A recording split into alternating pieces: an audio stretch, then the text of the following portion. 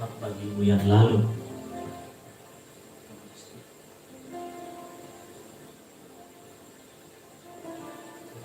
Yohanes pasal 17 ayat 11, kemudian nanti kita lompat ya 21 sampai ke 22.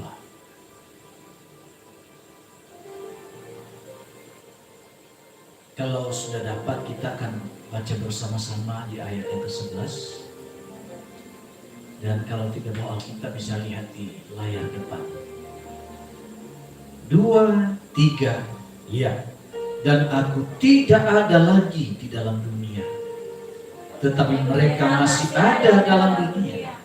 Dan aku datang kepadamu, ya Bapa yang kudus, peliharalah mereka dalam nama-Mu, yaitu nama yang telah Engkau berikan kepadaku, supaya mereka menjadi satu, sama seperti kita adalah satu.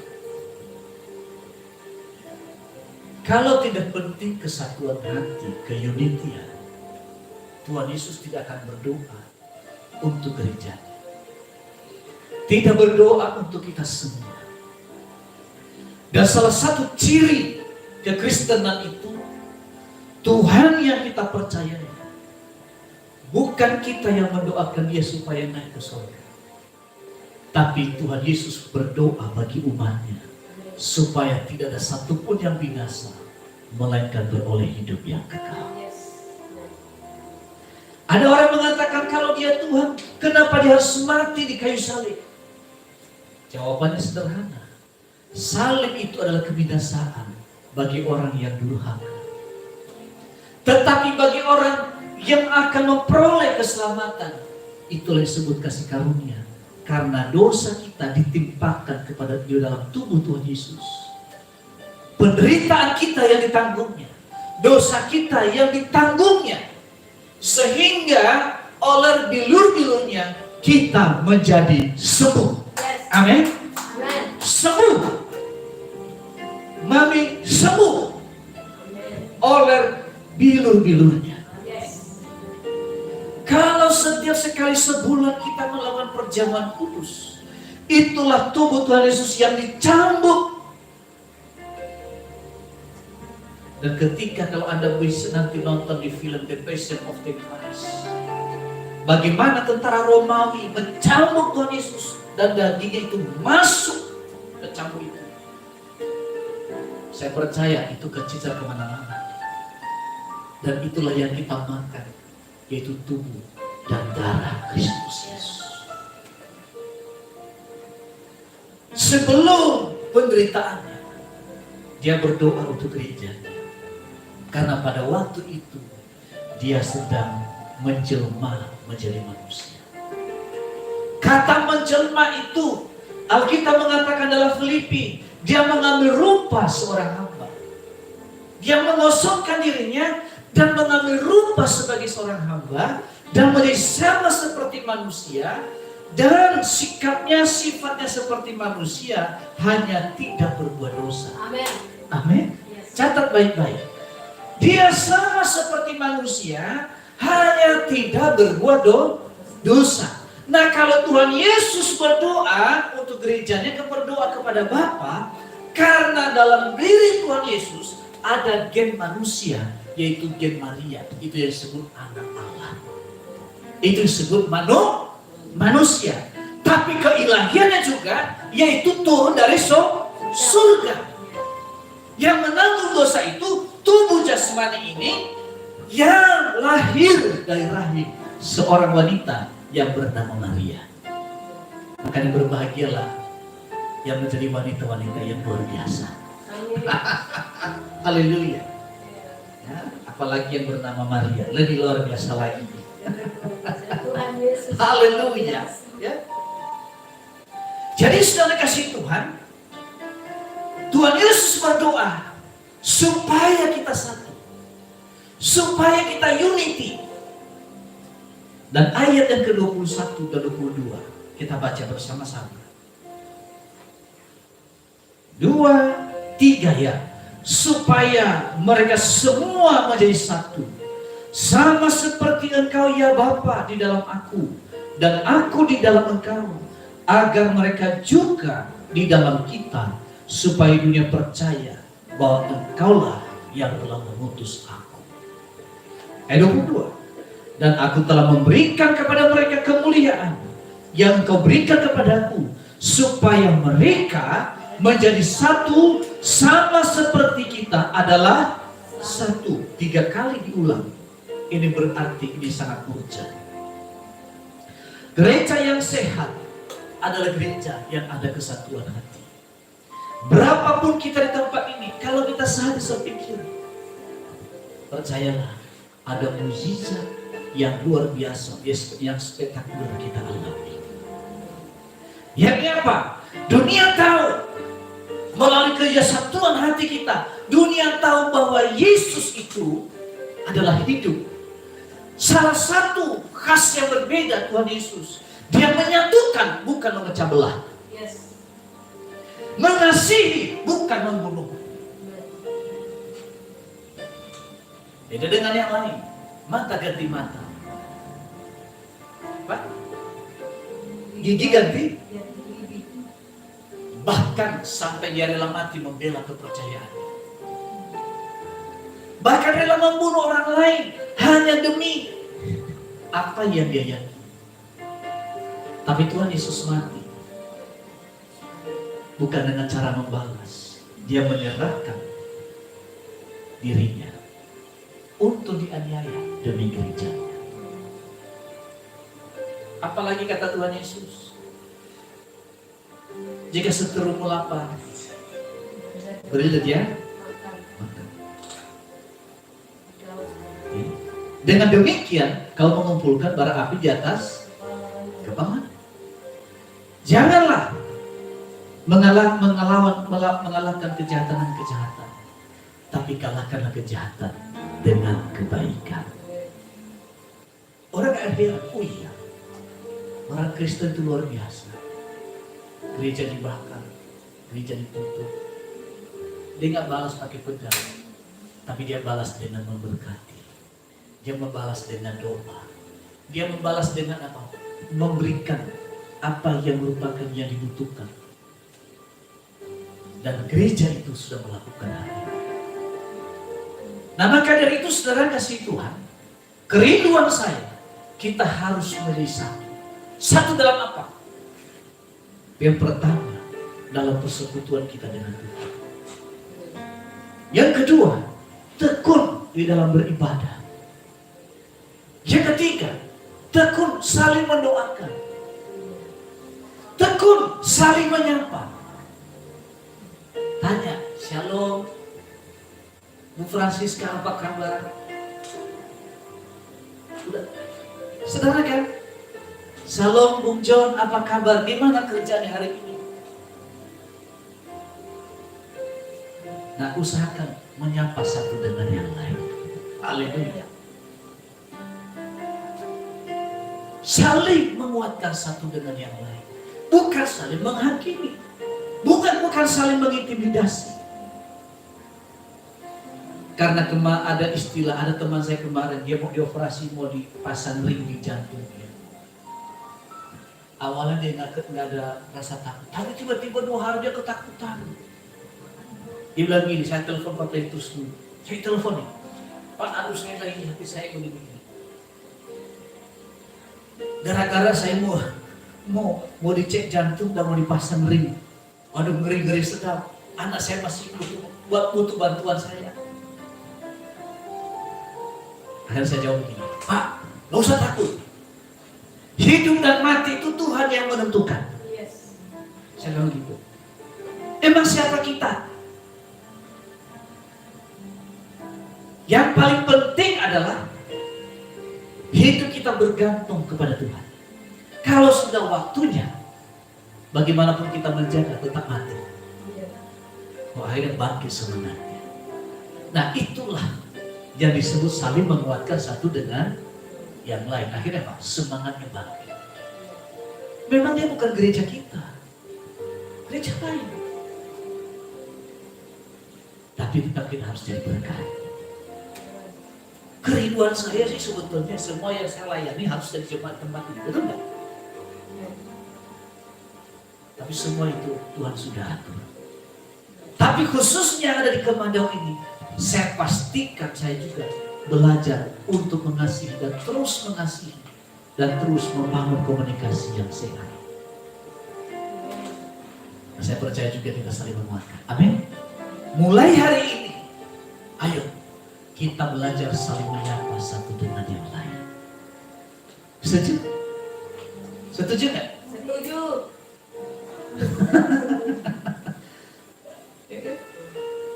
Jangan merasa repot. Mau dia balas atau tidak, yang penting bagian kita sudah lakukan. Terus bertekun. Loh, saya melakukan hal yang sama. Kadang-kadang gak dibaca. Saya gak tahu langsung dihapus atau gimana, ada juga. Tapi saya menyapa. Ada juga yang demikian.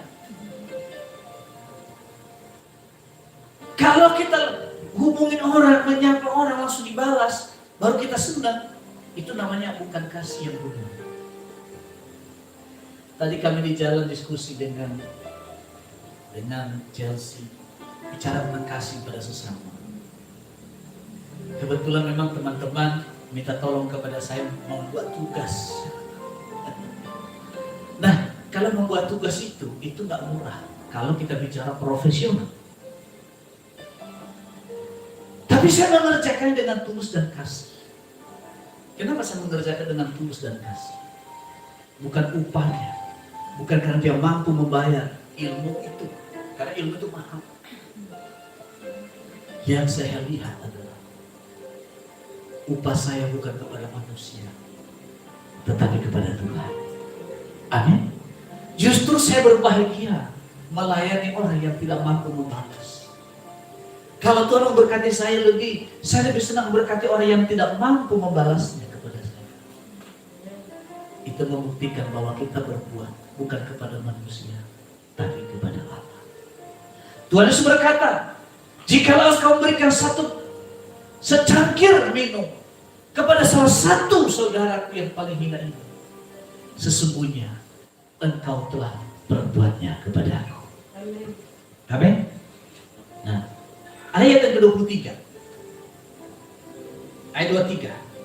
Bilang ini, aku di dalam mereka dan engkau di dalam aku, supaya mereka sempurna menjadi satu, agar dunia tahu bahwa engkau telah mengutus aku dan bahwa engkau mengasihi mereka sama seperti engkau mengasihi aku. Pernah seorang Farisi yang dalam murid Tuhan Yesus yang bernama Simon. Nah, pada waktu itu Tuhan Yesus datang ke rumah orang Farisi yang bernama Simon. Lalu kemudian datanglah perempuan yang kerjaannya boleh dikatakan paling hina dalam pandangan banyak orang. Ya maaf kata, kerjanya PSK. Lalu kemudian saudara, ketika perempuan ini mendekati Tuhan Yesus, Simon ini mengatakan, kalau dia seorang nabi, dia tahu siapa perempuan ini dan dosa-dosa apa yang diperbuat. Itu dalam hati loh. Nggak ngomong langsung, itu dalam hati. Tiba-tiba terus katakan, Simon, ada seorang yang memiliki utang. Yang satu sekian, yang satu lebih besar. Kemudian karena mereka tidak mampu membayar, maka Tuhan mereka terhapus kedua-duanya. Pertanyaan saya kepada kamu, manakah yang lebih banyak berterima kasih? Simon mengatakan, orang yang telah bayar yang paling banyak utangnya dihapus. Nah, Tuhan katakan, betul kata, karena wanita ini, karena dosanya yang telah dihapus, maka dia berbuat baik. Barang siapa yang banyak dikasihi, maka juga dia banyak berbuat kasih. Dan bagi orang yang sedikit menikmati kasih, maka sedikit juga dia berbuat kasih. Ingat, aku datang ke rumahmu ini. Kamu tidak mencium aku, tapi dia mencium kakiku. Aku datang ke rumahmu, kamu tidak membasuh kakiku, tapi dia mengurapi kakiku dan mencium kakiku. Dan kemana saja Injil diberitakan, maka berita tentang perempuan ini akan diberitakan juga. Amin. Amin, saudara. Nah, saudara, pada hari ini kita belajar bersama-sama, yakni melalui kesatuan, melalui keunitian, kita melihat kemuliaan Tuhan ternyata. Amin. Dan untuk kemuliaan Tuhan turun di tengah-tengah kita perlu bertekun di dalam doa. Supaya tergenapi sebagaimana lagu ini. Naikkan itu.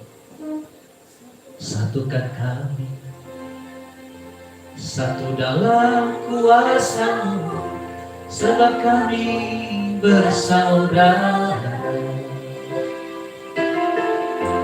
Siapkan satu, seperti Kau dan Bapa satu, dunia lihatlah dalam kami. Jadikan kami sehati, sepikir, biar kehendak-Mu jadi untuk menyatakan kehendak-Mu. Jadikan kami satu. Dunia tahu bahwa kita satu. Dunia juga tahu bahwa kita keluarga Kristus jika kita punya keyakinan. Nah, kenapa alasan Tuhan Yesus berdoa supaya kita gerejanya satu, supaya kita satu, supaya dunia tahu bahwa Yesus itu adalah Tuhan, Yesus itu adalah Allah, karena Dia mampu menyatukan gerejanya. Yang kedua, kenapa kita harus bersatu? Kejadian pasal 11 ayat 6. Coba kita baca. Mulai ayat 5 sampai 6. Kita baca. Ya. Kalau sudah dapat kita baca sama-sama ya. 2, 3, ya. Lalu turunlah Tuhan untuk melihat kota dan menara. Siapa ini Babel? Babel ini menara yang besar, yang tinggi, yang dibangun oleh Nimrod. Nah, karena kerja keras mereka bersama, melalui kesatuan, mereka mampu membangun menara yang tinggi, yang zaman itu belum ada teknologi. Dan tidak ada satupun usaha yang mereka kerjakan yang tidak berhasil. Semuanya berhasil. Makanya ini penting kesatuan, penting keunitian, supaya pribadi kita, gereja kita, pekerjaan kita bisa berhasil. Amin. Berhasil, tapi dengan caranya Tuhan, bukan dengan caranya Babel ini. Paham ya? Tapi kalau keberhasilan Babel ingin menentang kehendak Tuhan, tapi keberhasilan gereja ingin memuliakan nama Tuhan. Setuju? Ya. Di dunia ini kita membuktikan Tuhan kita itu hidup, yang punya segalanya. Ya. Melalui prestasi yang kita miliki, talenta yang kita miliki, kita harus memuliakan Tuhan. Makanya kenapa banyak orang yang menjadi teroris? Kenapa? Selalu mengurusi surga. Merasa kakinya nggak menginjak bumi. Dia pikir kalau dari teroris dia bunuh diri masuk surga kan? Coba perhatikan aja. Teroris rata-rata dari keluarga miskin, setuju nggak? Pemimpin nggak mau bunuh diri. Harusnya kan pemimpin dulu kan? Dia pergi mau bunuh diri dulu kan? Ini enggak. Siapa yang dipilih? Yaitu orang-orang yang dalam kesusahan, dalam kekurangan, dia rekrut jadi teroris. Akhirnya apa? Udah hidup dalam kemiskinan, binasa lagi. Oleh sebab itu, saudara kasih Tuhan, hari ini kita harus menunjukkan bahwa Allah kita itu hidup melalui prestasi yang kita miliki, melalui keberhasilan kita miliki. Maka doa saya selalu berdoa, jemaat Kemah Daud semakin naik dan bukan turun, menjadi kepala dan bukan jadi ekor. Kata Kemah Daud itu bicara pribadi Daud. Pribadi Daud bukan lahir sebagai seorang raja. Dia lahir dari rakyat biasa. Dia dibesarkan dari seorang gembala domba, dari orang miskin. Dia juga anak yang terbuang, bukan waktu saja dia lahir.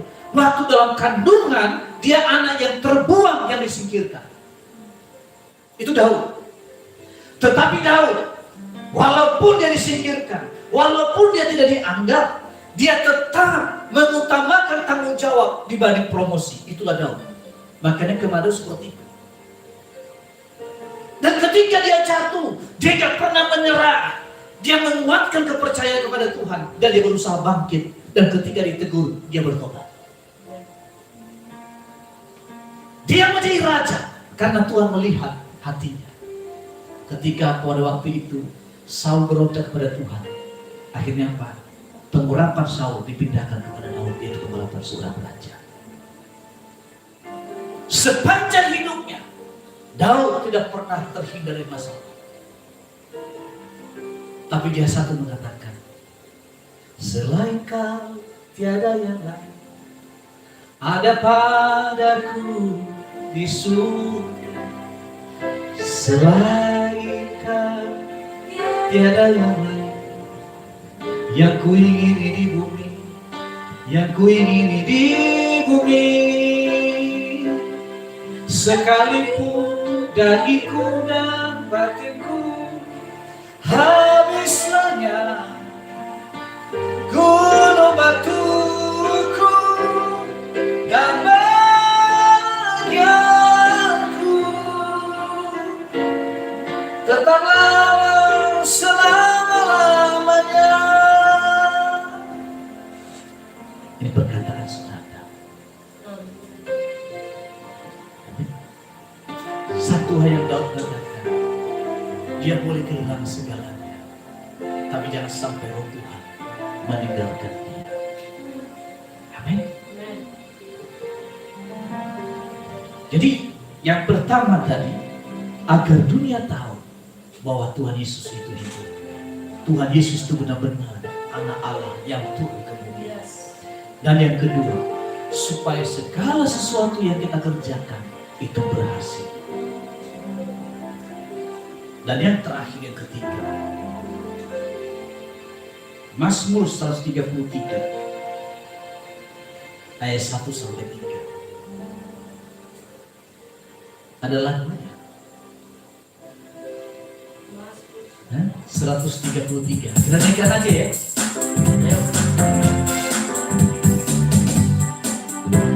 Ya, seluruh Allah itu. Alangkah baiknya, sungguh alangkah indahnya, bila saudara semua hidup bersama. Sungguh alangkah baiknya, sungguh alangkah indahnya, bila saudara semua hidup bersama. Katakan seperti minyak. Seperti minyak di kepala Harun, yang dijanggutnya jubahnya muda. Seperti minyak di bukit Hermon, mengalir ke bukit Sion. Serta kesanalah Allah berfirman, akan kekal terkejutkan, serta memberikan kehidupan untuk selama-lamanya. Kita baca ya ayat sebelumnya. Nah, 1, 2, ya. Nyanyian ziarah Daud. Sungguh alangkah baiknya dan indahnya apabila saudara-saudara diam bersama dengan rukun. Seperti minyak yang baik di atas kepala meleleh ke janggut, yang meleleh ke janggut Harun dan ke leher jubahnya.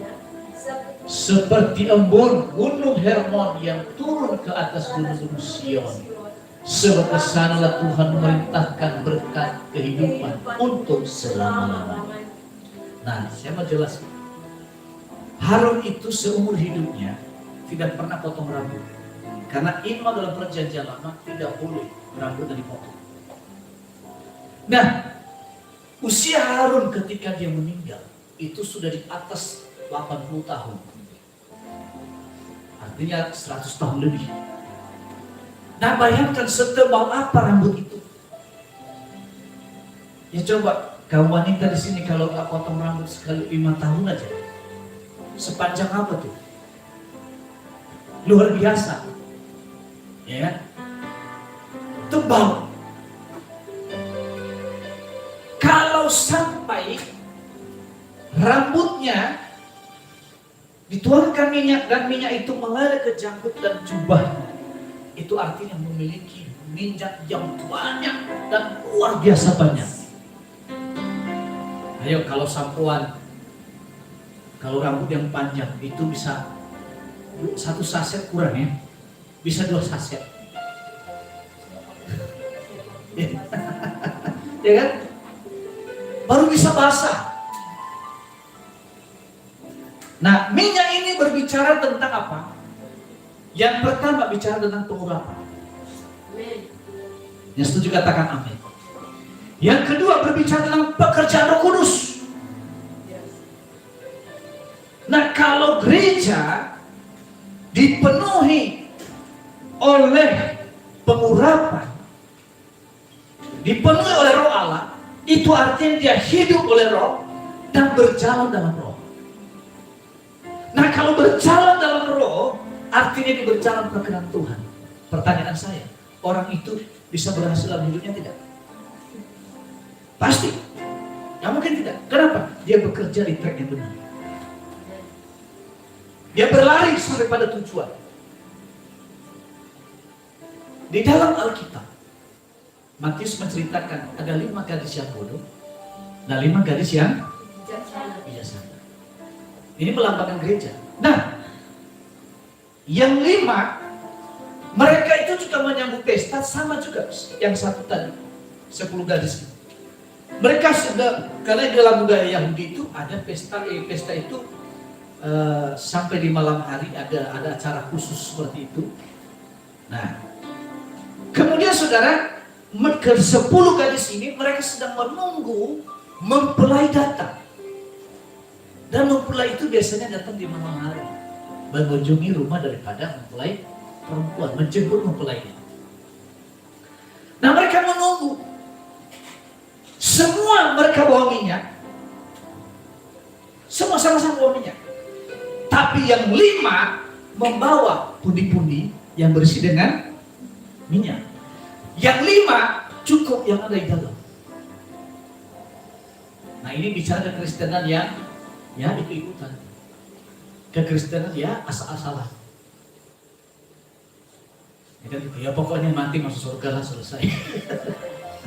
Kan gitu. Nah, tapi yang satu ini, karena dia tidak pernah tahu apa yang terjadi, dia perlu persiapan. Makanya perlu ada minyak persiapan.